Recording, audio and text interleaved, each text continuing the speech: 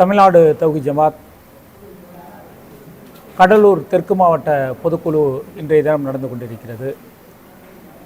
இந்த பொதுக்குழுவில் தமிழ்நாடு தௌஹீத் ஜமாத் சார்பாக அண்ணல் நபியே அழகிய முன்மாதிரி என்கின்ற ஒரு செயல் திட்டத்தை கையில் எடுத்து 10 மாத செயல் திட்டமாக தமிழகம் முழுவதும் தமிழ் பேசக்கூடிய மக்களிடத்தில் உயிரினும் மேலாக மதிக்கக்கூடிய நபிகள் நாயகம் அவர்களுடைய வாழ்க்கை வரலாறை கொண்டு செல்லக்கூடிய செயல் திட்டத்தை நாங்கள் கையில் எடுத்திருக்கின்றோம். அதே நேரத்தில் தற்போது நடந்து முடிந்திருக்கக்கூடிய சட்டசபை தேர்தல் இன்றைக்கு ஜனநாயகத்தையே கேள்விக்குறியாக மாற்றியிருக்கிறது. தமிழகத்தில் பழம்பெரும் கட்சிகளில் இருந்து நேற்று கட்சி தொடங்கியவர்கள் வரை வாக்குகளை வாங்குவதற்கு பல்லாயிரக்கணக்கான கோடி ரூபாய் செலவழித்திருக்கிறார்கள். ஒவ்வொரு வாக்குகளுக்கும் 500 ரூபாயிலிருந்து 2500 ரூபாய் வரை வாக்கு வாங்குவதற்கு பணம் கொடுத்திருக்கிறார்கள். கோவை போன்ற மாநகரங்களில் பல்வேறு பரிசு பொருட்களை அனைத்து கட்சிகளும் கொடுத்திருக்கிறார்கள்.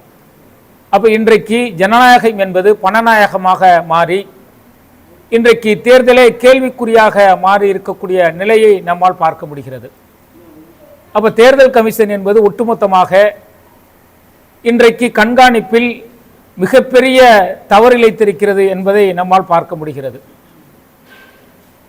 ஒரு நாட்டில் சரியான ஆட்சி அமைய வேண்டும் என்று சொன்னால் யார் ஆட்சி அமைக்கக்கூடியவர்கள், யார் நல்லாட்சி தருவார்கள் என்பதை சிந்தித்து வாக்களிக்க வேண்டிய தருணம் மாறி இன்றைக்கு யார் பணம் கொடுக்கிறார்களோ அவர்களுக்கு வாக்களிக்க வேண்டும் என்ற நிலை மாறி இருப்பது வருந்தத்தக்க ஒரு நிகழ்வாக இருக்கிறது. அப்போ இன்னும் பல தொகுதிகளில் பார்த்தீங்க அப்படின்னாக்க சட்டசபை தேர்தலில் வாக்குக்கு பணம் கொடுக்கக்கூடிய நிலையை நாம் பார்க்கின்றோம். இதே நிலை நீடித்தது என்று சொன்னால் ஜனநாயகமே கேலிக்கூத்தாக மாறிவிடுமோ என்கின்ற அச்ச உணர்வு எங்களுக்கு இருக்கிறது. அடுத்ததாக தமிழகத்தில் மே 4ஆம் தேதிக்கு பிறகு யார் ஆட்சி அமைப்பார்கள் என்பது தெளிவாகிவிடும். தமிழ்நாடு தௌஹீத் ஜமாத்துடைய 20 ஆண்டு கால கோரிக்கை எங்களுக்கு வழங்கப்பட்டு கொண்டிருக்கக்கூடிய அந்த 3.5% இடஒதுக்கீடை 7% உயர்த்தி வழங்க வேண்டும் என்பதை நாங்கள் பல கட்ட போராட்டங்கள் மூலமாகவும் மாநாடுகள் மூலமாகவும் ஆளக்கூடிய அரசுக்கு நாங்கள் வலியுறுத்தி வருகின்றோம்.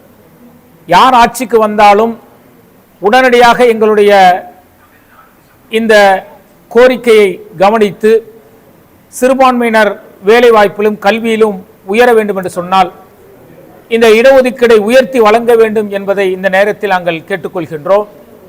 அதே போல 3.5% இடஒதுக்கீடு 20 ஆண்டுகளாக தமிழகத்தில் நடைமுறையில் இருக்கிறது. அப்போ இந்த இடஒதுக்கீடின் மூலம் சிறுபான்மையினர் இஸ்லாமியர்கள் எவ்வளவு வேலைவாய்ப்பை பெற்றிருக்கிறார்கள் என்கின்ற அந்த வெள்ளை அறிக்கையை தமிழகத்தில் யார் ஆட்சி செய்ய போகிறார்களோ அவர்கள் வெளியிட வேண்டும் என்பதையும் இந்த நேரத்தில் நாங்கள் கேட்டுக்கொள்கின்றோம். அதே போல அருகில் இருக்கக்கூடிய பாண்டிச்சேரியிலும் தேர்தல் முடிவுகள் வந்த பிறகு யார் ஆட்சி அமைக்கப் போகிறார்கள் என்கின்ற நிலை உருவாக இருக்கிறது.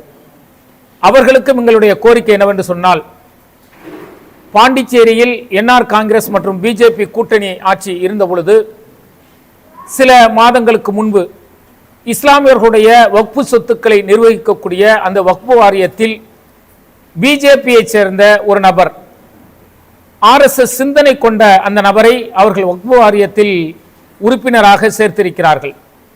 இதை கண்டித்து பாண்டிச்சேரியில் தமிழ்நாடு தௌஹீத் ஜமாத் சார்பாக மிகப்பெரிய அளவிற்கு கண்டன ஆர்ப்பாட்டம் நடைபெற்றது. கண்டன ஆர்ப்பாட்டத்தில் நாங்கள் கடுமையான கோரிக்கையை வலியுறுத்தியிருக்கின்றோம். தேர்தல் முடிந்த பிறகு யார் ஆட்சிக்கு வந்தாலும் உடனடியாக அந்த வக்ஃபு உறுப்பினராக இருக்கக்கூடிய RSS சிந்தனை கொண்ட ஒரு நபரை உடனடியாக நீக்க வேண்டும். அப்படி நீக்கவில்லை என்று சொன்னால் இந்த போராட்டம் மிகப்பெரிய போராட்டமாக பாண்டிச்சேரி மட்டுமல்லாமல் தமிழகத்திலும் இது மிகப்பெரிய அளவிற்கு போராட்டமாக மாறும். இந்த போராட்டத்தை தமிழ்நாடு தௌஹீத் ஜமாத் தமிழகம் முழுவதும் கையில் எடுக்கும் என்பதை இந்த நேரத்தில் நாங்கள் தெரிவித்துக் கொள்கின்றோம். அதே போல மணிப்பூரில் நேற்றைய தினம் மிகப்பெரிய கலவரம் ஏற்பட்டிருக்கிறது. கடந்த 2023ஆம் ஆண்டிலிருந்து அங்கு இருதரப்பினருக்கு இடையே நடைபெறக்கூடிய கலவரத்தில் பல நபர்கள் உயிரிழந்திருக்கிறார்கள். நேற்றைய முன்தினம் நடந்த துப்பாக்கி சூட்டில் குழந்தைகள் பலியாக இருக்கிறார்கள். அதற்கு நியாயம் கேட்டு பேரணி சென்றவர்கள் மீது கடுமையான தாக்குதலை ஆளக்கூடிய மாநில அரசாங்கம் நடத்தியிருக்கிறது. இதனால் மீண்டும் அங்கு மிகப்பெரிய கலவரம் உருவாகி இருக்கிறது. மாநிலத்தில் ஆளக்கூடிய பிஜேபி அரசு அந்த தோல்வியை அவர்கள் அடைந்திருக்கிறார்கள். ஒன்றிய அரசும் மணிப்பூர் விஷயத்தில் மிகப்பெரிய தோல்வி அடைந்திருக்கிறது.